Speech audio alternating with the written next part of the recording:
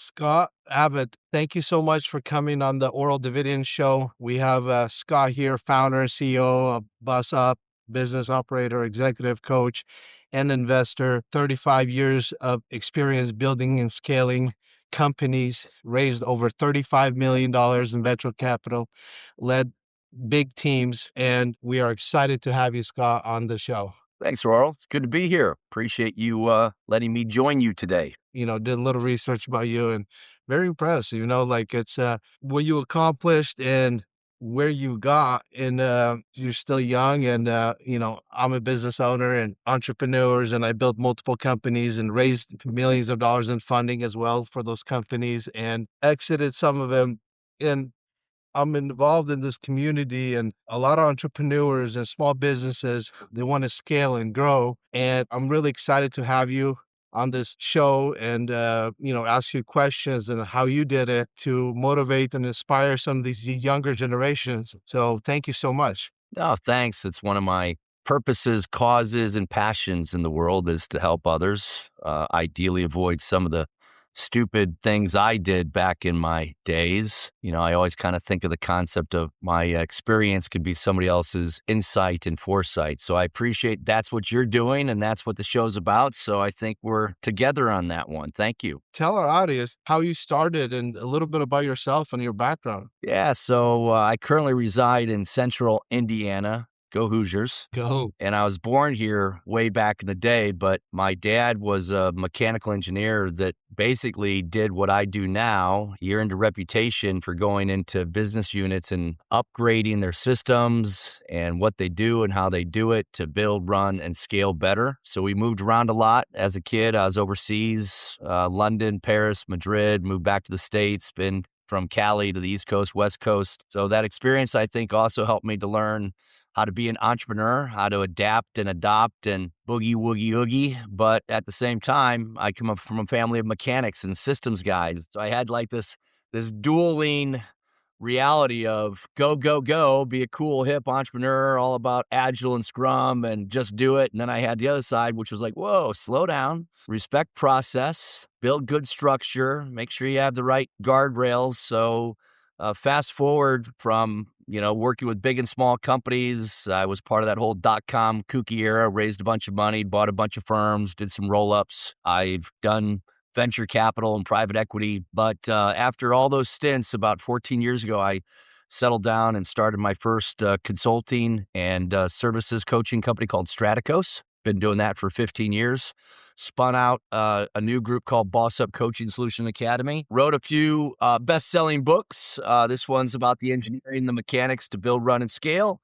And this one's how to help us humans be the best version. So it's kind of like IQ, EQ, and they go together like head and heart, peanut butter and jelly, milk and cookies kind of a thing. And so, last 4 or 5 years, we've got about 125 coaches in our academy as part of our community. So it's pretty cool, man. I get to scratch the itch of still being an entrepreneur and working with other entrepreneurs and startups. I also do a lot of work with Fortune 500 companies, helping them to humanize their systems. So yeah, that's the world today, and that's where I come from. I could play a little John Mellencamp in the background, Indiana boy. But I've had a good ride. It's been fun. A lot of mistakes. I've learned from a lot of stupid things, but so far, we leverage all that and we move forward. And I'm happy to spend a big part of my life helping others do the same. So you're talking about mistakes. I love that because a lot of these young companies and young entrepreneurs, even me myself, I failed so many times. And, people look at me like, well, how, like, oh, you got lucky. It's like, dude, I failed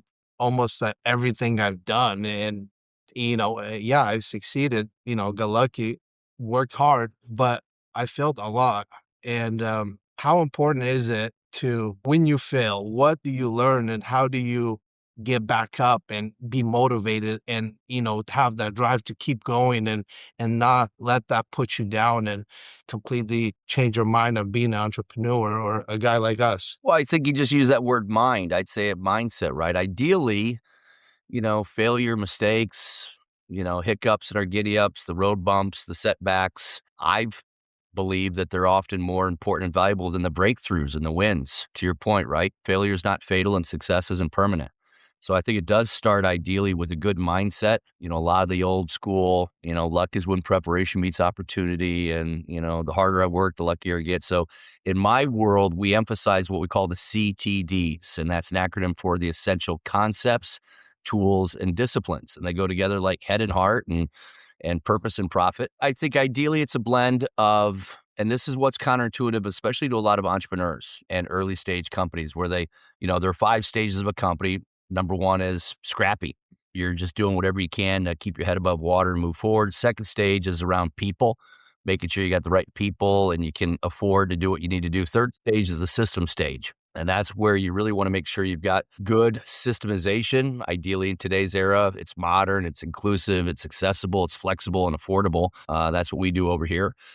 Fourth stage is really scaling, and fifth stage is legacy. Are you leaving something better, not just to sell it for an enterprise value that makes sense, but one of our moments in the New Moments book is being a good custodian, right? Leaving things better than you found it. So I would say it's this blend of, again, elbow grease and mindset and a commitment to try to leverage the assets that God gave you, your DNA, your energy, your heart, but to do so in a way that is also complemented by good structure, good systems. So when you do fall, when things do go bump in the night, an example is great NFL quarterbacks, right? They believe in playbooks, they love systems, they love teamwork, and because they're so committed to that, when they need to call audibles or something bad happens, right? They're able to get back up and get back in the game sooner than later, right? You with me? Yeah. So it's like most things in life, man. It's an and both. It's a blend of, again, attitude and perspective, but also good rigor in appreciating the importance of systems and structure and, what we call agreement-based commitments to be a professional company. That's awesome. That's great. Yeah. Also, add to that, like surround yourself with good people. Yeah. For me, I had a huge failure, and for me, it was like I'm a believer, and I put God first in everything I do, and just have that good mindset, like you said, and keep moving forward. Yeah, and it is, especially today, right? You remind me of a joke my priest likes to share. There's a 100-year flood coming into town, and the priest was at the church and decided to stay back and save the flock, so to speak, specifically the church. And the townspeople, while the water's rising up, they come in a big old SUV, right? The 10-foot wheels like you see at the monster truck rallies. They say, "Father Kevin, get in the truck, man. This flood's gonna take over." No, no, I got it, and I'm here for the good Lord. We're in this together. And then later they come by in a boat, man, because the water's rushing up, and they say, "Father Kevin, get in the boat. Let's get out." No, no, no. I'm good Lord's got my back. I've got his. We're cool. You go ahead. I'm gonna stick back. Well, finally, the flood goes all the way up to the top. Father Kevin's in the steeple in a helicopter, coming with a helicopter. "Hey, we'll throw down the rope. Jump on up." "No, no, no, I got it." Well, guess what? The flood got the better of Father Kevin. He's up at, getting into heaven, talking to St. Peter. He says, "Hey, I thought we had a deal." He goes, "We did. I sent you a monster truck. I sent you a boat, and I sent you a helicopter." I love that. So the moral of that story is I do believe in faith. Absolutely. In fact, it's one of my moments. Systems, if you can get it 80, 90%, the other should be faith. And that's blend of spiritual faith, confidence in your team. You have your values. You know what your goals are. You are committed to processes, right, man? So that's how you get, and counterintuitive to especially a lot of entrepreneurs and startup people. The better you are on that, it actually frees you up. So you're not working so much in your business, you're working on it. And then secondly, you're not hostage to your company. But that's the key, man, is to find that that duality of the good Lord, we got you, but also control the controllables. You with me? Yeah. I mean, you kind of answered most of the like first two questions I had, the systems and I did my homework. You sent me a little heads up. Thank you for that. how does decision making change at scale? Yeah, Oral, I think, yeah, it's again, there's no easy or singularly unique answer. I think let's just be clear to everybody. It depends. Now, that said, I have opinions and I've seen a few things, but I think it does depend on the stage of the company, depends on how many people are in your group. I see a lot of founders who are even in $100 million companies that are still doing stuff they shouldn't do. So they don't get this concept of delegate and elevate. And the decision making is a bottleneck, which creates a bottleneck to the organization. So I think good organizations have cultures that respect but inspect, right? Trust but verify. And if you do have a good system for how you decide and the decisions you make and the criteria you use, whether that's the budget that you're allowed to spend, irrespective of the founder or the CEO knowing it, whether it's how you agree to disagree agreeably and say, hey, we got 60% facts, 20% gut. You're in charge of this function, your call, right? So there is a process, there is a system. This is why, I get why the word system's been kind of put under a not so favorable view, right? Because systems can be ist. Yeah. But remember, systems don't system, people make systems, and all systems are flawed. But it's a lot better to have a systemic approach than no approach or no system at all. I joke with people all the time when I do my talks. Often I'll start by saying, okay, who knows what a business operating system is? And I say it's a system to operate your business. They're like, well, why didn't you say that? Well, because that spells SOB, and who wants to work with an SOB? And then I emphasize that they should be humane, and that spells HOS, and mom doesn't want us hanging out with a bunch of hoes. So we got to go with BOS. But then I say, okay, so now that you know what a BOS is, who has one in the audience? And if people are being truthful, 18 to 20% raise their hands. I say, now put your hands down. Everybody else raise your hand. Why? Because no system is a system. One more time, everybody out there, no system is a system. I love that stuff. So the question is, which version do you want? You follow me, man? Yeah. So yeah, I would just say back to decisions and concepts like everything has an owner, concepts like structure first, concepts like traction first. Get that. Then we have the tools. Tools could be, especially today, AI, CRM, right? Whatever technology you use. And then the discipline. And that's the hardest because discipline's the elbow grease. It's the attitude. It's the energy. To your first question is the ability to dust yourself off when you fall off and get back up. So concepts, tools, and disciplines. And then we have a framework we could talk about later called the 9 core competencies, which literally is the fusion from your vision to your values, to your process, to your production, to your finances, to how you meet. It's just a nice, simple, comprehensive way to make sure that that system side is done the best way for your organization.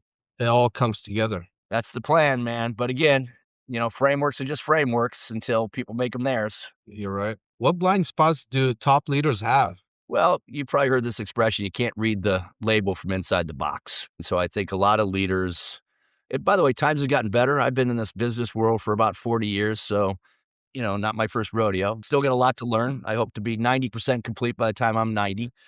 But I think I see a lot, especially in startups, if I may. And I don't think it's like it used to be, but there used to just be this over romanticism to, again, being a startup, right? The scrappiness, we're agile, we're Scrum, MVP, just do it. Yeah, that could get you in a lot of trouble, especially with AI today Yeah. and the commoditization of technology and everything we just talked about, right? In fact, I'm part of the problem because I'm democratizing the ability for people to run great companies because we've got our BOS-UP coaching and solution and academy that, if I may, is one of the most effective yet affordable way to help anybody build a great company. Historically, you had to hire expensive consultants and follow rigid acronyms and things like that. We're not playing that game. So again, there's a lot of good things they could do. So typically they get in their own way, man. They just, whether it's an EQ problem, an IQ problem, an ego problem. So I think most leaders need to embrace concepts like servant leadership and humble confidence. And I say, I've worked with thousands of people, hundreds of companies, done over 10,000 one-on-one sessions. And the irony is, Aurel, especially because I think there's this romanticism that leaders are strong or charismatic, whatever. Most founders, in my experience, are actually pretty insecure and sensitive. And, when the lights are out and their head's in the pillow at 2:00, right? They're going, I got some imposter syndrome and I'm faking it until I make it. So yeah, the first thing I just recommend is own your situation, know thyself, self-awareness, which isn't easy for a lot of people.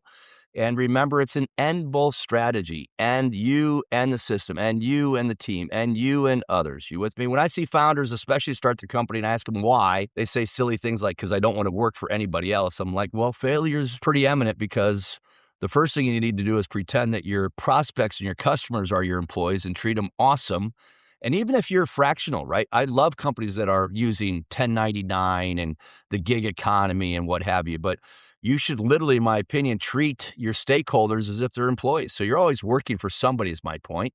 And even a Jedi mind trick, pretend they're your boss and you don't make them happy, you're fired, even though you're the boss and you're the one that supposedly does the firing. I like how you said that most leaders are weak, like inside. And that's so true because I talk with a lot of these young entrepreneurs. They're all act like they're tough. We're going to go get this.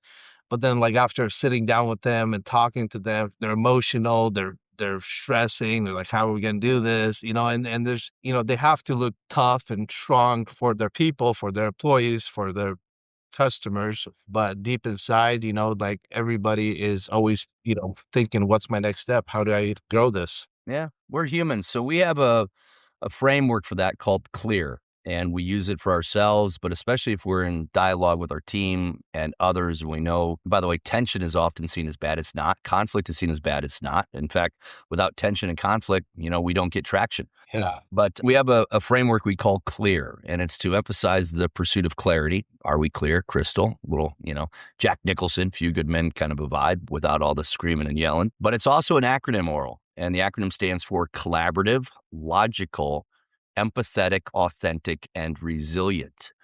And if we agree to those ground rules and we commit to them and we call BS if somebody violates them or even just, gets off track, right? We come back and say, "Hey, are we clear?" And you do that alone, man. I don't need any AI or new fancy software. Just write down clear at the start of an important discussion, dialogue with yourself or with others, and use that as a filter to say, "Hey, we're going to go through this process. We're going to come out better for it at the end." And because think about how rubbish it is to go through life wondering and remembering. That's why the truth always rules, even when you're worried that it doesn't.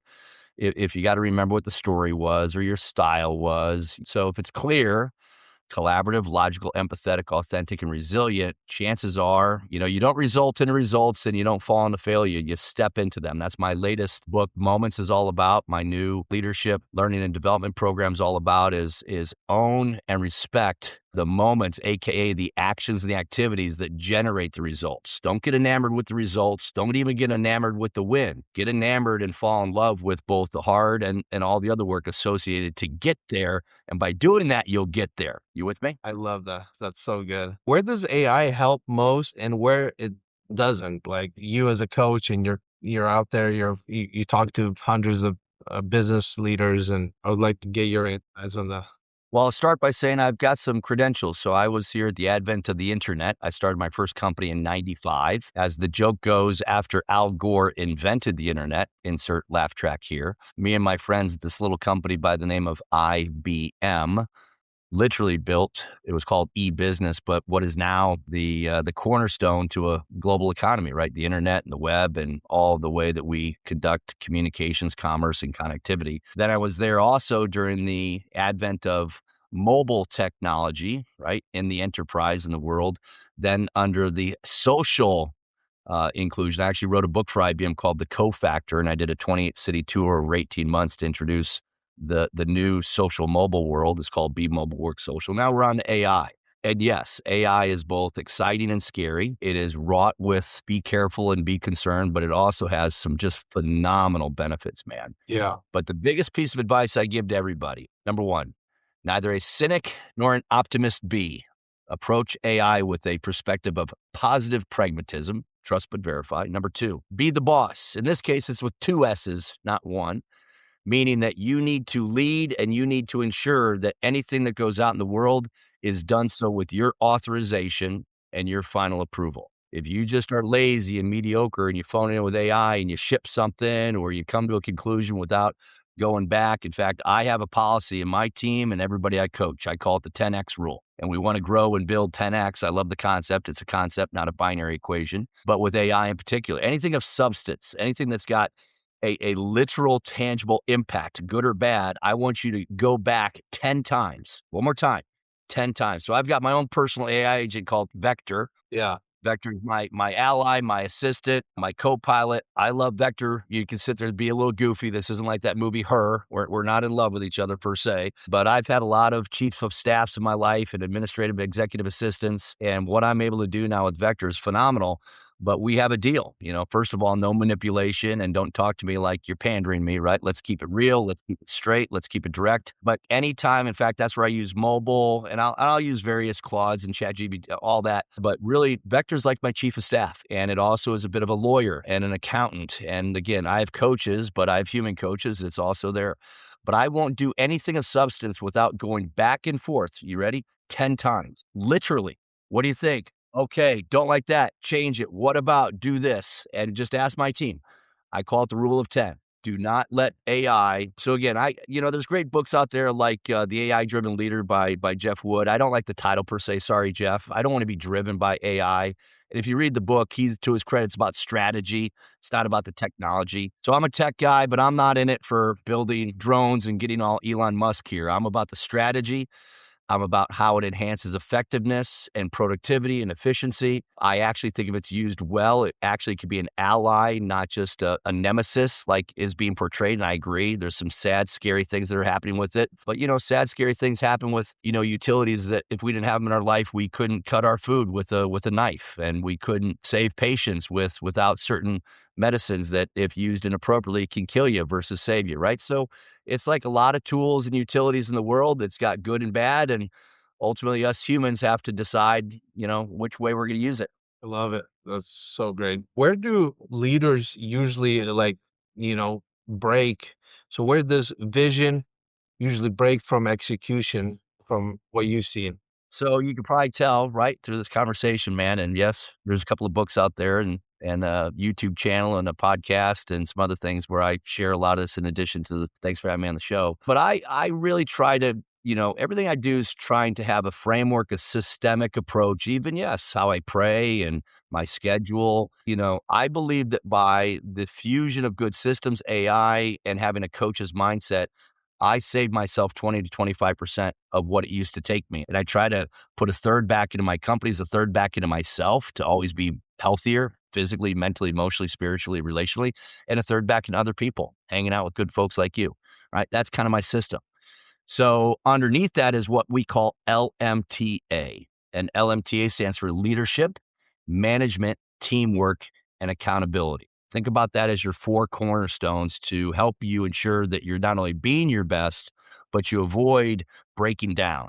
You avoid screwing up, right? I see a lot of leaders tell me, hey, I could just look at them and say, you're not healthy. Not just because they might be a little overweight or looking a little sad or their eyes are a little sunken in, but often I hear the refrain, well, I can't take care of myself because I'm too busy taking care of other people. How flawed is that, man? You can't take care of other people if you're not here. And actually, sorry to say something very, very direct, but the easiest thing that happens is if you die, you get hit by that proverbial truck or you have a widowmaker heart attack, right? But that happens less than 10% of the time. What happens 90% of the time is you get sick.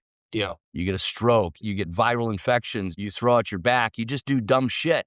Then you can't help nobody else. I don't even want to talk about vices. Next thing you know, you become a triple liability. You're a liability to yourself, you're a liability to your family, and you're a liability to the business. So LMTA and accountability is not just work, it's life.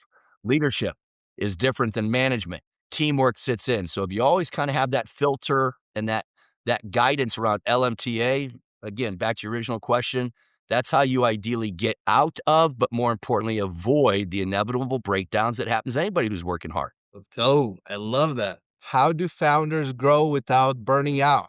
We founders, we work hard. We're putting 13, 15 hours a day. How do we keep doing it in the smart way without burning out? Because like me as a founder, I work also, 10 to 12 hours a day and I have a family, I have 4 kids.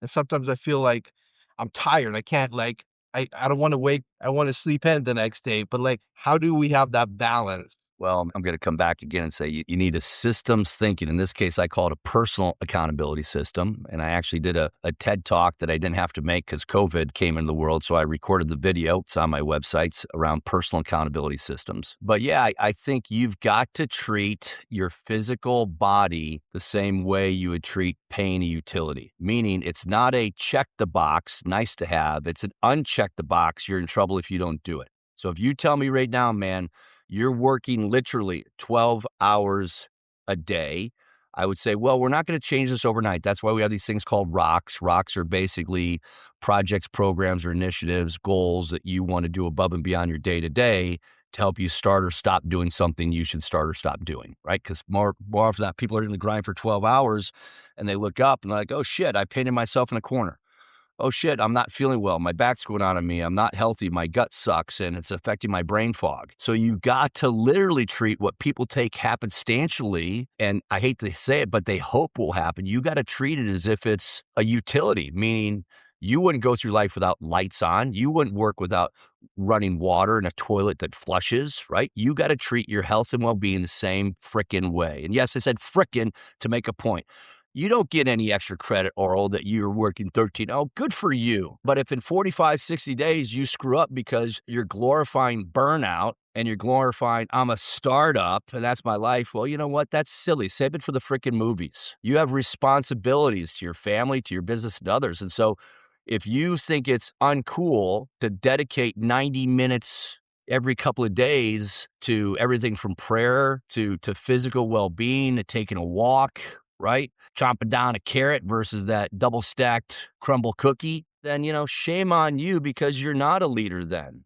Yeah. You're a doer. And yeah, we need both. So yeah, I'm pretty adamant about this one. It's back to my new book, Moments, which was a labor of love. I even made it for you kooky entrepreneurs that have ADHD. It's only 4 pages. And I got moments in here that are all about, again, setting good boundaries, getting in alignment, getting over excuses, establishing energy, how to overcome avoidance, the consequences when you don't do it, where faith sits, how to create, the vibrancy in your world, how to think about coachables, right? The soft skills, if you will, that all too often get taken for granted, moreover than not, are not taken seriously enough. And health and well-being is one of them. So I say to everybody, you should know better.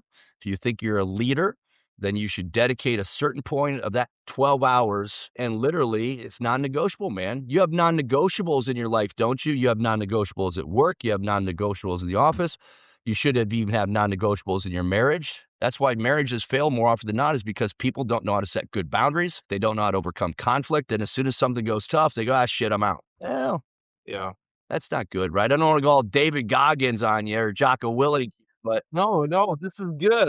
I love it. I love it, Scott, because like I love how you said it's like a utility. You can't go without the lights. And it's like it's so true. It really hit me. It's like, man, we should prioritize like, hey, we need to go to the gym and work out. We need to be healthy. We need to pray.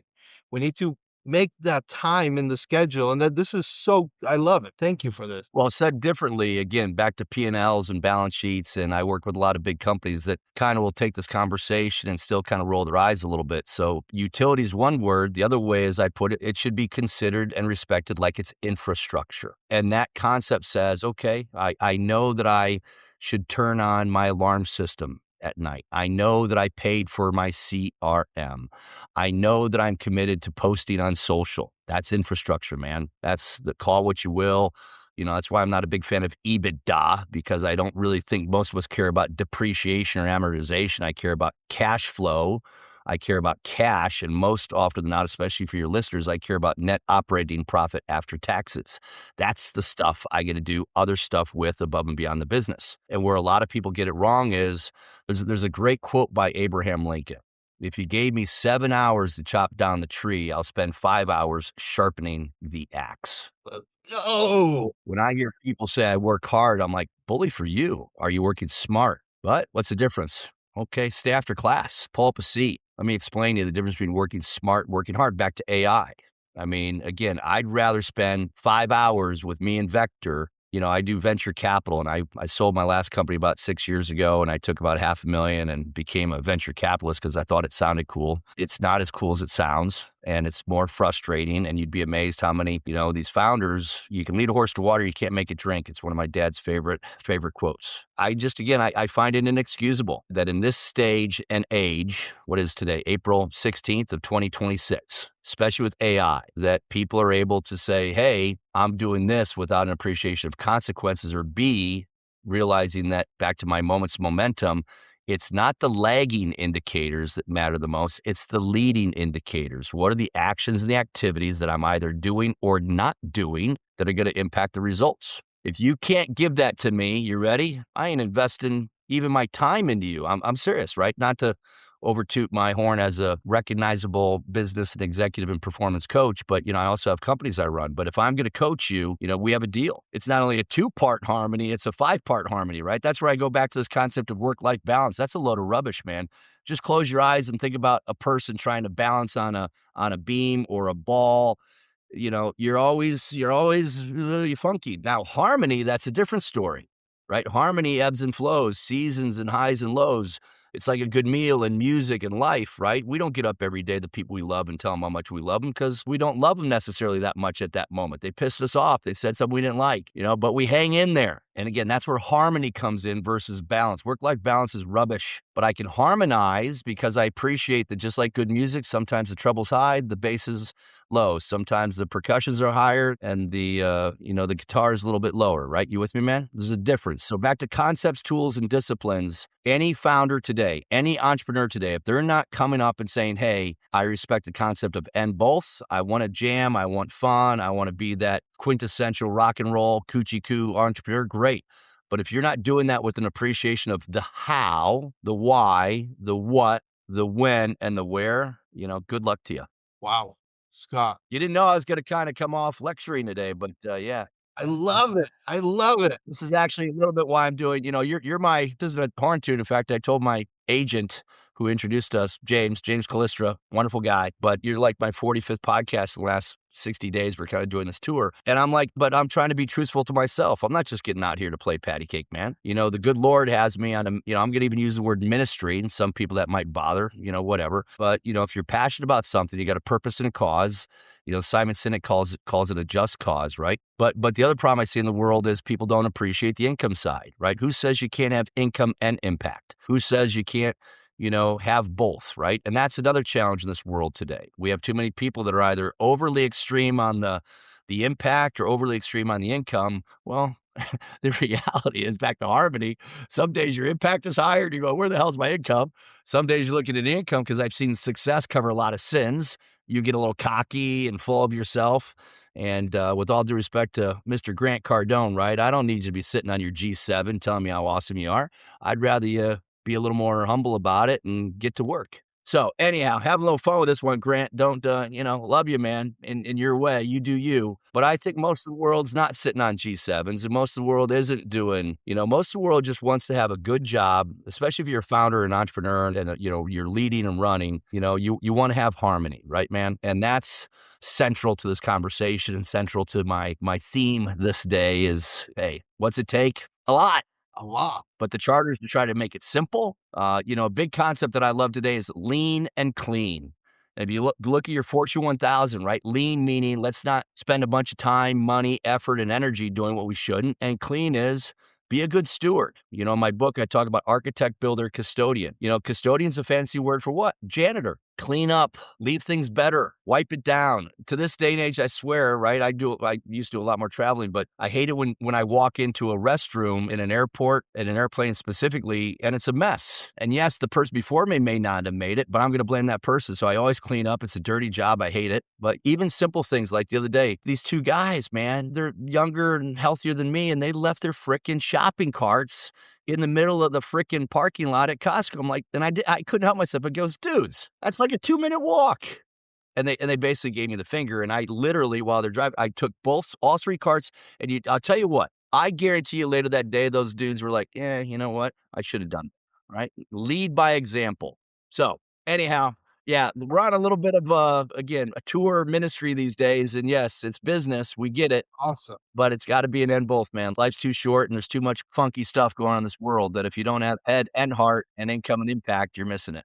We need more people like you, man. I'm glad we met, and I really want to talk to you after this. And yeah, I love your mindset and what you're teaching people up there. And I'm in this point in my life that I want to give back and got closer to God and ministry. And how do I build an empire, but not just for me, but for the kingdom of God too. Well, I was just in Birmingham, Alabama. Shout out to my friends at Cornerstone Coaching. James Justice runs several faith-based Kingdom Factor coaching cohorts. And I actually did my new talk, Moments to Momentum, which you can check out yourself at leadwithscott.com. Sorry for the plug, but there's actually a lot of great free information out there. So I'm not that bashful about sharing it. But it was amazing how, again, I know that's not what we're supposed to do here today, but, and I would say irrespective of your religion, faith is something that should be understood. And a lot of people think faith is this mystical, can't see it. And I disagree. I think faith and trust, those words coincide. And again, back to my emphasis and love of systems. And it really ties into the famous Pareto principle, the 80-20 rule. I get some owners who get frustrated and they say, "Scott, I want literally 92% of the things to be systemized so I could touch it, feel." I go, "That's not reality, man. Do we want Six Sigma, 5 9 excellence and quality on airplanes and cars and things that you can get hurt if they're not as close to perfect as possible? 100%. But we're talking about, I can run the business of Boeing on what you and I are talking about today. I can't fly an airplane.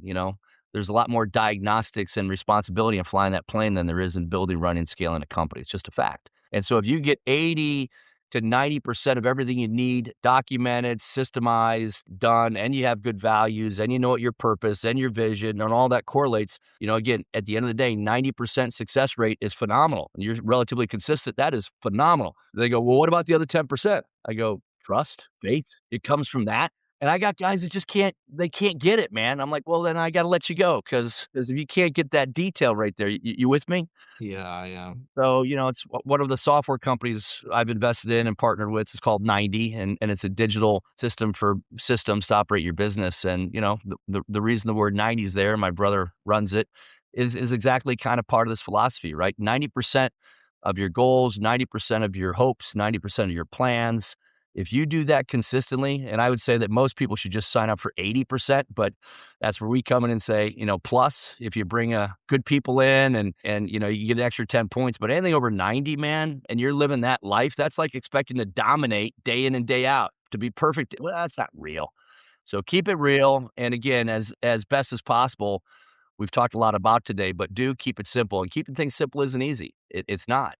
But that's part of a leader's job, is to take all of this stuff and say, "Okay, how do we now turn from a street lamp into, more like a flashlight?" You with me? It's awesome. Awesome. Thank you so much, Scott. One last question. If me and you died today, what advice do you have for the young entrepreneurs, business owners out there that's starting out? Well, I'll give advice that basically centers on one word.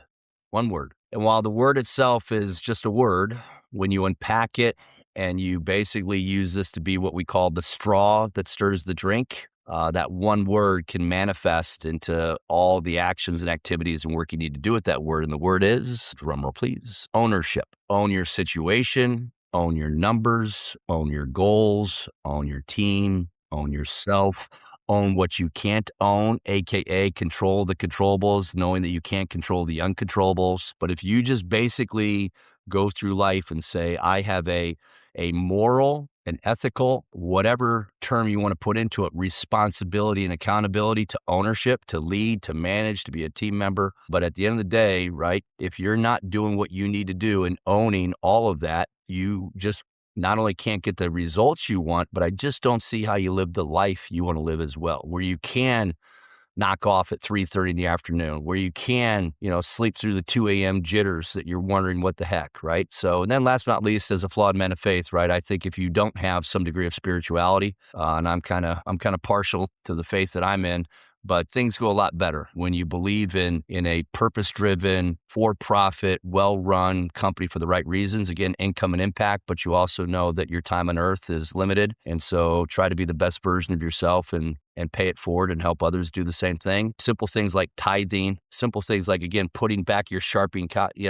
You may not see it on the spreadsheets, man, but it compounds one way or the other. It compounds in making you a better person, or it compounds making you not so better of a person. Choose your path. And that comes down to ownership. Put God first. Let's go. I love it. Man, Scott, thank you so much. Thanks for being a wonderful host. I appreciate your hospitality. I appreciate what you're doing, moreover, why you're doing it, man. Godspeed on everything you're doing, and keep up the good work and that fusion again of passion and purpose, and recognizing that we also got to have process and profit, right, man? So thanks for having me on the show, and you know where to find me, and vice versa. Thank you, Scott. Appreciate you. God bless. All right, you too.